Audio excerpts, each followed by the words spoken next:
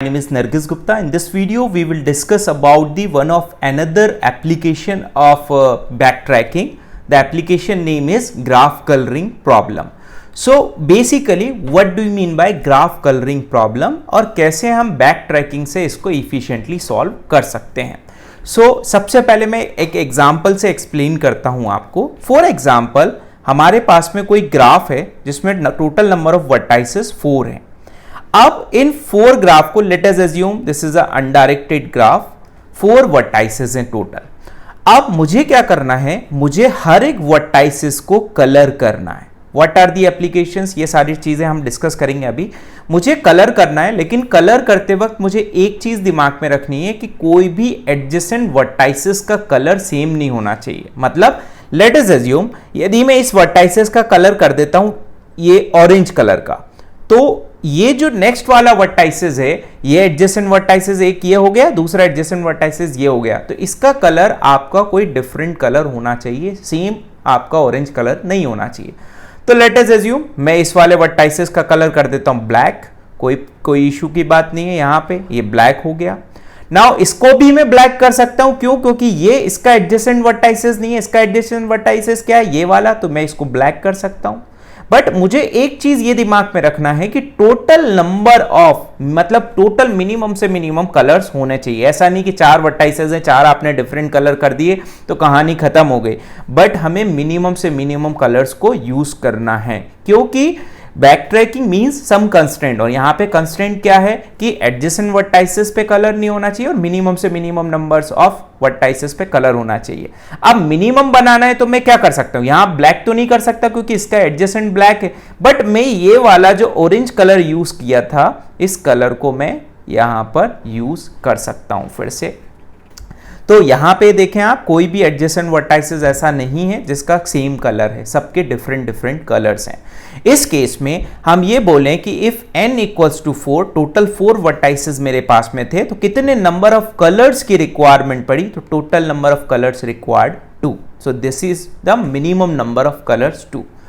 इसी में एक कॉन्सेप्ट आता है जिसको आपने ग्राफ थ्योरी में पढ़ा भी होगा, क्रोमेटिक नंबर. क्रोमेटिक नंबर वो जिसमें जितने नंबर ऑफ कलर्स आपने यूज किए वो उसका क्रोमेटिक नंबर कहलाता है. तो दिस इज द अप्रोच. अब इस अप्रोच को मुझे बैकट्रैकिंग के थ्रू इस तरह से सॉल्व करना है ताकि हम बैकट्रैकिंग ये कह लें आप, ब्रूट फोर्स मेथड तो है ही है, बट उस ब्रूट फोर्स मेथड्स के अंदर मल्टीपल सॉल्यूशंस हमें मिले, बट अननेसेसरली हमें कैलकुलेशंस ना करना पड़े. दैट्स व्हाई हम बैकट्रैकिंग का यूज करते हैं. बैकट्रैकिंग कैसे इसमें यूज करेंगे अब उसको भी देखते हैं. बैकट्रैकिंग को आप एक स्टेट स्पेस ट्री से रिप्रेजेंट करेंगे. Let us assume this is the vertices number 1. ये वर्टाइसेस 1 है, ये 2 है, इसको हम 3 बोल देते हैं, इसको हम 4 बोल देते हैं. अब यहां पे क्या है, यदि इस वर्टाइसेस का कलर, ठीक है, let us assume this is a starting vertices, ठीक, हम ट्री बना रहे हैं तो उसका एक नोड होगा, ये रूट नोड हो गया. अब इस वर्टाइसेस का कलर क्या है मेरा, ये ऑरेंज या मर्चेंटा व्हाटएवर जो भी कलर है वो. तो क्या इसके नेक्स्ट वाले वर्टाइसेस का कलर, देखिए आप, इसका कलर क्या ये मर्चेंटा और ऑरेंज हो सकता है, ये नहीं हो सकता.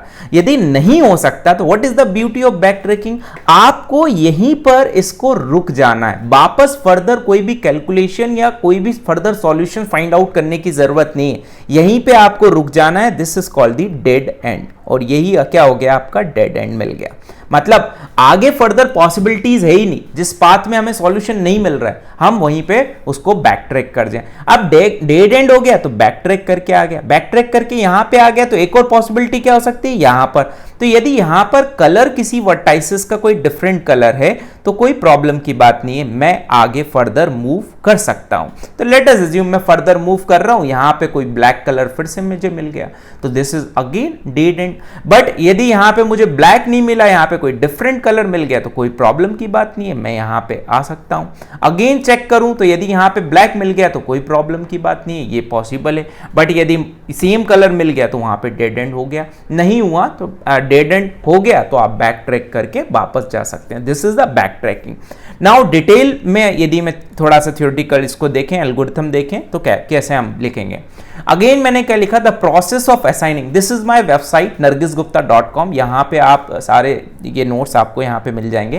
क्या बोल रही है algorithm, what is the definition of graph coloring? The process of assigning color to the vertices such that no two adjacent vertices have the same color is called the graph coloring problem. ठीक है, the objective क्या है, minimum से minimum colours हमको use करना है. Like यहाँ पे देखें इस पर्टिकुलर ग्राफ में यदि ये रेड कलर है तो ये ग्रीन हो सकता है, ये ग्रीन हो सकता है, यदि ये ग्रीन है तो ये रेड हो सकता है. ये तो मिनिमम कलर्स कितने रिक्वायर्ड हुए यहाँ पे हमें 2 मिनिमम कलर. तो क्रोमेटिक नंबर क्या हो गया, the minimum number of colours needed to colour a graph G is called as a chromatic number. ठीक है, एग्जाम्पल की बात करें अब इस पर्टिकुलर में तो 2 कलर्स यूज हुए हैं. तो इस पर्टिकुलर ग्राफ के लिए यदि आपसे पूछे, गेट में कभी कभी क्वेश्चन पूछ लेता है, तो क्रोमेटिक नंबर आप क्या बोलेंगे इस पर्टिकुलर ग्राफ का 2. Now method to colour a graph, क्या क्या मेथड्स हो सकती हैं, क्या क्या स्टेप्स हम यहाँ पे फॉलो करते हैं. Arrange the vertex of the graph in some order, किसी ऑर्डर में आप अरेंज कर लें, मतलब किसी एक पर्टिकुलर वर्टाइसिस को आपको पिक करना है और जिस पर्टिकुलर वर्टाइसिस को आपने चूज कर लिया उसके अकॉर्डिंग बाकी फर्दर वर्टाइसिस में कलर करना है.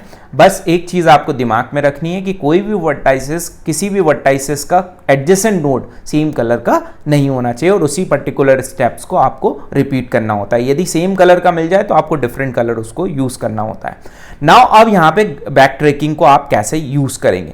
ब्रूट फोर्स मेथड अप्रोच में we are trying and checking every possible combination, और ये थोड़ा सा कॉम्प्लेक्स और एक्सपोनेंशियल टाइम में चला जाता है. तो हम क्या करेंगे यहाँ पे बैक ट्रैकिंग एल्गोरिथम में क्या करते हैं, सबसे पहली चीज हमने कोई भी एक वर्टाइसिस पिक किया, लेट अस अज्यूम ए वर्टाइसिस पिक किया. ए से यदि मैं सेम कलर्स को दूसरे वर्टाइसिस को कलर कर रहा हूं तो वो डेड एंड हो गया, तो बैक ट्रैक करके आगे फर्दर मैंने कैलकुलेशंस की नहीं. अदरवाइज यहां पे कितनी कैलकुलेशंस हो सकती है, इसका भी चाइल्ड बन जाता है, इसका भी चाइल्ड बन जाता है, देन फर्दर चाइल्ड आपके क्रिएट होते जाते हैं, क्योंकि नंबर ऑफ वर्टाइसिस कितने हैं 4, तो उसके अकॉर्डिंग कैलकुलेशंस होती. बट यहां पे जैसे ही बैक ट्रैक करके गया, यहाँ ग्रीन मिल गया तो कोई प्रॉब्लम नहीं, यहां भी ग्रीन हो गया तो this is the same colour. यदि एडजेसेंट नोड का कलर सेम हो गया तो यहां से आप डेड एंड हो गया, वापस चले जाएंगे. वापस बैक ट्रैक करेगा तो यहाँ पे अपन ने देखा तो यहाँ रेड कलर है, कोई प्रॉब्लम नहीं, बट यहाँ पे फिर से मिल गया. यदि यहाँ ग्रीन कलर है तो दिस इज अ सक्सेस. तो एक पर्टिकुलर सॉल्यूशन आपको ये मिल गया. और देखें आप तो एक सॉल्यूशन आपको शायद ये वाला मिल गया, तो टोटल नंबर ऑफ 2 सॉल्यूशंस आपको यहाँ पे मिल गए. मल्टीपल सॉल्यूशंस पॉसिबल हैं. एल्गोरिथम क्या कहती है, consider the colour and check if valid, that is from the given vertices, check whether is adjacent vertices have the colored with the same color. यदि सेम कलर है तो invalid है, otherwise valid है. यदि ये कंडीशन ट्रू हो जाती है तो हमें मतलब यदि एडजेसेंट वर्टाइसेस का कलर सेम मिल जाता है तो आपको एक डिफरेंट कलर पिक करना है. और यदि ऐसा नहीं होता तो कंटिन्यू कर सकते हो आप उसी पर्टिकुलर कलर के साथ, यदि एडजेसेंट वर्टाइसेस का कलर सेम नहीं है तो. If no other colour is left तो आप क्या बोलेंगे, बैक ट्रैक कर जाएंगे. यदि अनयूज्ड है तो उसको बैक ट्रैक कर देंगे. Now what are the applications of graph colouring problem. तो पहला एप्लीकेशन होगा बाइपर्टाइट ग्राफ. बाइपर्टाइट ग्राफ क्या होता है, बाइपर्टाइट ग्राफ में क्या होता है आपको कि इसका पर्पस क्या होता है. हमारा बाइपर्टाइट ग्राफ मतलब ये है कि यदि कोई ग्राफ को 2 कलर से मैं कलर कर दूं तो वो क्या कहलाता है, आपका बाइपर्टाइट ग्राफ कहलाता है. आप यदि इसको पढ़ा हो तो यदि 2 से ज़्यादा कलर लग रहे हैं तो वो आपका बाइपर्टाइट ग्राफ नहीं है. मतलब बाइपर्टाइट ग्राफ है या नहीं है उसके लिए आप ग्राफ कलरिंग एल्गोरिथम्स के थ्रू उसको सॉल्व कर सकते हैं. Now making scheduling time table making softwares की यदि बात करें, यहाँ हैंड रिटन अपन टाइम टेबल बनाते हैं तो उसमें मतलब ये कहते हैं अपन कि एक फैकल्टी का लेक्चर कहीं एक ही क्लास में है, कहीं सेम टाइम पे दूसरी क्लास में तो नहीं लग रहा है. तो यदि दूसरी क्लास में लग रहा है, एडजेसेंट में भी सेम लग रहा है, तो वहाँ पे वो गलत तरीका है. एक बंदा 2 क्लासेस में कैसे पढ़ा सकता है, तो उसको भी कलर करने के लिए आप ग्राफ कलरिंग अप्रोच को यूज़ करते हैं. मोबाइल रेडियो की फ्रिक्वेंसीज को असाइन करने के लिए डिफरेंट टावर्स की लोकेशंस पे डिफरेंट फ्रिक्वेंसीज को असाइन करने के लिए भी आप इसको यूज़ करते हैं, जहाँ पे आप मिनिमम से minimum number of frequencies needed हो उस तरह. दैट्स वाई आप इसमें बैकट्रैक इसका ग्राफ कलरिंग का यूज़ कर सकते हैं. सुडोकू में भी आप ग्राफ कलरिंग का यूज़ करते हैं. रजिस्टर एलोकेशन, जब सीपीयू के लिए रजिस्टर एलोकेट करते हैं तो वहाँ पे भी आप ग्राफ कलरिंग का यूज़ करते हैं. और मैप कलरिंग, मैप को भी स्टेट डिफरेंट स्टेट में डिफरेंट कंट्रीज़ के लिए डिफरेंट कंट्रीज़ में डिफरेंट जो स्टेट्स हैं उनको डिफरेंट कलर से शो करने के लिए भी अपन ग्राफ कलर कलरिंग का यूज करते हैं। Now this is all about the graph colouring approach, जहां पर आप with the help of a back tracking जो नंबर ऑफ कलर्स हैं उनको आप इफिशिएंट वे में कर सकते हैं। सो this is all about the graph colouring with the help of a back tracking. Thank you so much.